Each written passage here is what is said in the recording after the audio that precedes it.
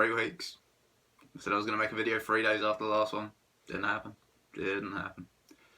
But, you know, I'm back now. So, woo! Anyway, this is going to be the second video in the old Travel Talk series. And it's going to cover what you need to be doing before you go travelling. What you need to get sorted, like visas, money, just general things. It's not going to be the most exciting episode. It's not going to cover anywhere in particular. But it's important stuff that you need to, you know, get sorted before you ever think about going travelling.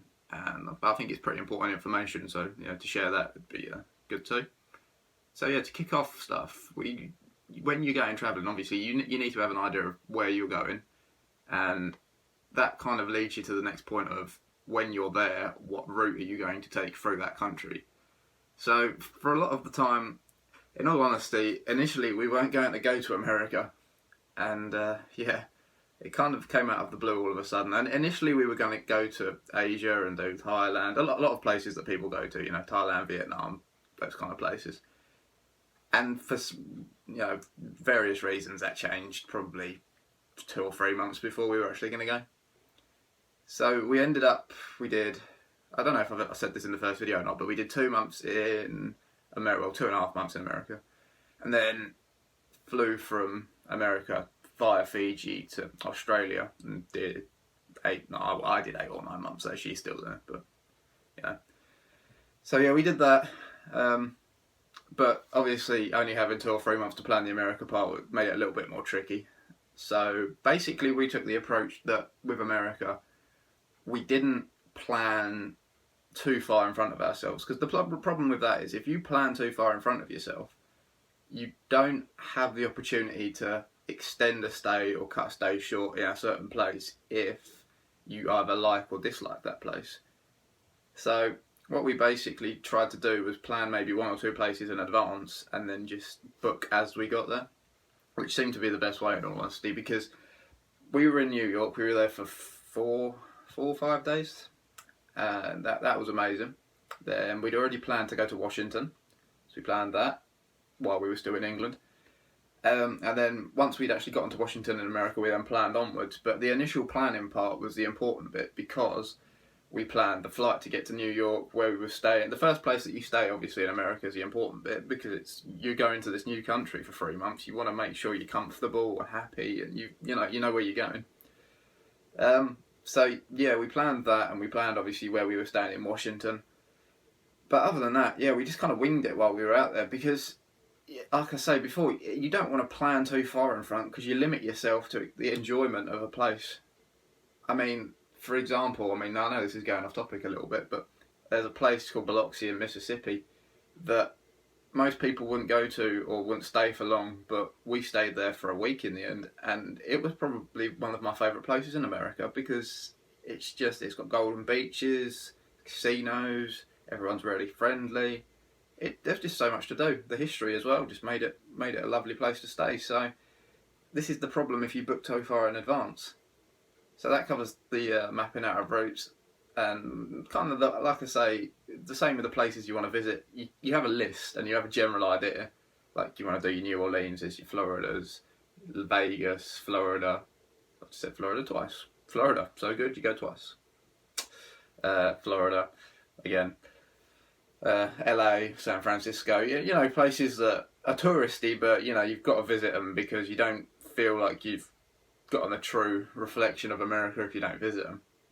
So that kind of covers that as well. You just want to have a vague idea of where you want to go. Money-wise, the best option I can tell anyone to do is go to the post office and get a travel money card for whichever country you go into. They do quite a wide variety, there we go, quite a wide variety of cards. Basically what happens is you get this card, and it's a MasterCard for that country you're going to. So for example, I got one for America and Australia separately, and you top them up like you would top up a mobile phone, and you top them up with X amount of hundreds of dollars. Then you don't get charged for using your card while you're in a different country, so you just top up using your English card onto this other card, and then you don't get charged, and you just take it out of whatever cash point you want in America or Australia or wherever you're going. So that's probably the best option I can give to anyone that wants to go travelling, to definitely get one of those cards. Really useful.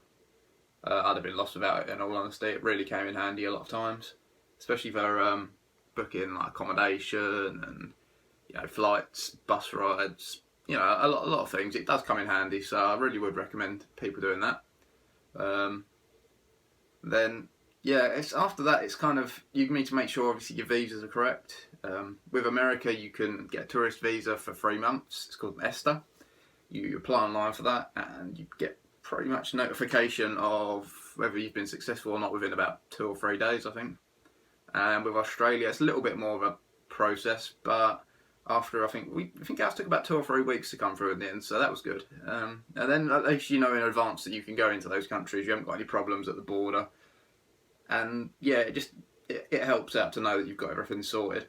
The visas are both electronic, so obviously they go on your passport. You don't get a stamp, which can be a little bit difficult, as I found out when we were going through New Mexico, which will be another story, a really fun story, where they thought I was trying to get into the country illegally, because I look Mexican, obviously. So yeah, the visas are pretty simple to get hold of. Obviously you have to pay for them as well, but if you're paying out to go on this adventure, then you've obviously got enough money to pay for a visa, so it's not too much of a difficulty. The main thing probably after all of that is to buy everything you'll need for the journey. It's obviously very different, because we went to Australia and America, which are they're very similar to England in the ways that you can pretty much buy anything while you're out there. Obviously, it would be very different if we had gone to Asia, because things aren't as easily accessible there. So you'd need to stock up a lot more in advance. Whereas what we did was we bought maybe 5 t-shirts, 5 pairs of trousers, some socks and some underwear from Primark. And then as soon as those got damaged or ripped or became unusable along the way, we would just top them up with other cheap items from, in America there's Old Navy, which is a very cheap shop, much like Primark.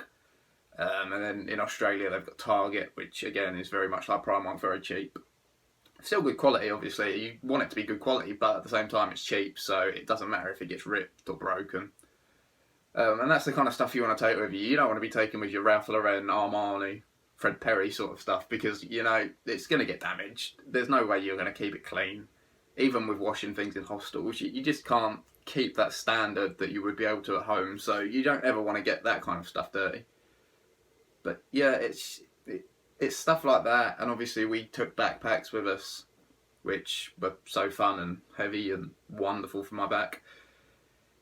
Which, you don't have to take a backpack, you can take a suitcase, but I don't know, I suppose we took backpacks for, the true traveller fun, which, yeah, we had the backpacks up until, I feel like we had them up until Surfers Paradise in Australia. So a good 3.5 months, 4 months, and then we switched to suitcases, because just for what we'd be doing afterwards, but I won't go into too much detail about that now, because that would ruin future videos. So yeah, I think the last thing as well is obviously what people don't realise is you're leaving behind your friends, family, importantly of course leaving work. So I had to I had to leave my job, which I loved my job, I'm not going to lie about it. It wasn't as much the job, it was more the people I got to work with. The people that I worked with were really nice. A lot of them had known me for quite a while. I'd been there for coming up to 5 years when I left. So I'd been there a long enough time to get to know everyone. They're good friends there. So I do miss working there, but on the flip side of that, I wouldn't have not left and got on this travels, because, it's an opportunity that you can't really pass up. And as much as I'd like to go back and work there now, because I feel like I get on with everyone and I know the job, at the same time, you wouldn't say no to going to Australia and America and Fiji, and you can't pass up opportunities like that. So yeah, it's sad to leave a job that you like, but it was for the greater good, so I can't really complain. And then all of that kind of boils down to when you eventually leave the country, which we did on the 24th of February 2015. And that's the day that we flew from, I think we flew from Stansted. I've got a feeling it was Stansted Airport to JFK in New York. And I'm not going to lie to you, I don't like flying. which becomes very ironic throughout all of these videos because I think I flew 15 times last year. I don't like flying, don't like it any more than anyone else does. It's not my favourite thing to do, but the way I look at it is people worry about flying, but how are you going to see the world if you don't fly? I mean, like I say, I don't like flying, but I grin and bear it because I want to see the world. I want to see America, Australia. You know, you don't see those things. You can't watch the TV and get a full idea of how Australia is. Unless you've been there, had the sand of Bondi Beach between your toes, seen a kangaroo bouncing through the outback, you can't experience it. And this is the thing. Again, it's weird because obviously I flew 15 times and I dislike flying, but like I say, you just have to do it. And I would implore anyone who doesn't like flying to just make that sacrifice. And I know it's a long flight, they're horrible, the flights, but you just got to do these things. You got to live life, got to enjoy yourself, and if you don't, you'll regret it. I think that pretty much covers everything in preparation. I mean, obviously I've just summarised everything. It took a lot longer. It took 3-4 months for us to plan everything and get everything sorted, but I think that's pretty much covered the basics of what you need to do. Other than that, yeah, I think the next video will be covering New York and everything we did there. And yeah, hopefully this won't take me 3 weeks to make another video because that was a little bit depressing, not gonna lie, taking 3 weeks to make a video that lasts, 11.5 minutes. So yeah, this should be the start again. Maybe start again, yeah. Should be the start again of the series. And yeah, I'm looking forward again to telling everyone about my travels, sharing photos, videos, whatever I can do to make people want to travel, really. And yeah, just sharing my stories. So yeah, until next time, well, hopefully not 3 weeks next time, but you know, till next time, have a good time.